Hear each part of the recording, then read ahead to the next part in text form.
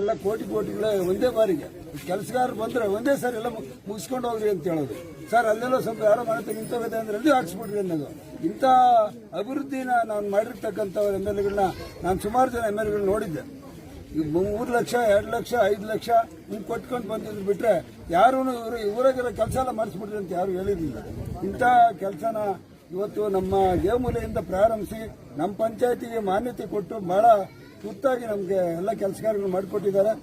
ಅವ್ರಿಗೆ ನಾನು ಪಂಚಾಯತಿ ಪರವಾಗಿ ನಾನು ಅವ್ರಿಗೆ ಹೃತ್ಪೂರ್ವಕವಾಗಿ ಅಭಿನಂದನೆ ಈ ಸಂದರ್ಭದಲ್ಲಿ ಹೇಳ್ತೀನಿ.